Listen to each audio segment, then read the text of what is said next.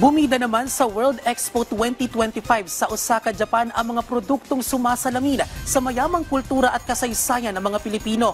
Tinunghayan yan mismo ni na Pangulong Ferdinand R. Marcos Jr. at First Lady Liza Araneta Marcos na bahagi pa rin ng 4 na araw na working visit ng Pangulo sa Japan. Nagbabalik si Clazel Pardilla. Mula sa makukulay at magagandang kasuotan, agaw pansin at dekalidad na handicraft, hanggang sa masasarap na pagkaing Pinoy. Bida yan sa Philippine Pavilion sa World Expo 2025 sa Osaka, Japan, na binisita ni Pangulong Ferdinand R. Marcos Jr. at First Lady Liza Araneta Marcos. Inimbitahan ni Japan Prime Minister Ishiba Shigeru ang presidente sa World Expo para palakasin pa ang kultura, diplomatiko at ugnayan ng Pilipinas at Japan. Tahan po namin yung expo na ginagawa at sigurado naman ako na nabalitaan na ninyo at napaka-successful dahil napakaraming dumadaan doon at doon talaga ipinapakita natin yung galing ng Pilipino, ang kultura ng Pilipino, kung ano yung mga kakayahan ng Pilipino at nakita naman natin ang pag-response.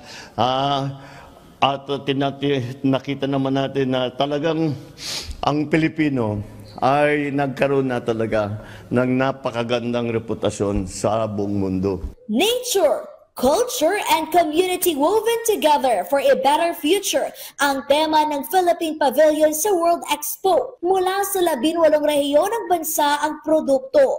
May hobby gift shop at haing take-out counter. Present din si Kokoro Chan, ang mascot inspired by Philippine Tarsier.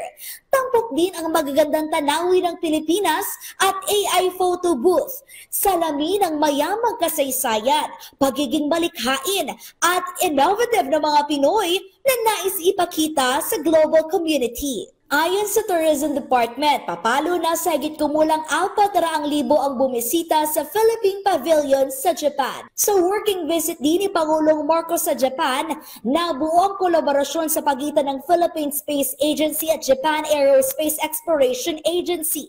Target ng dalawang ahensya na palakasin ang kooperasyon sa pagitan ng dalawang bansa pagdating sa space technology.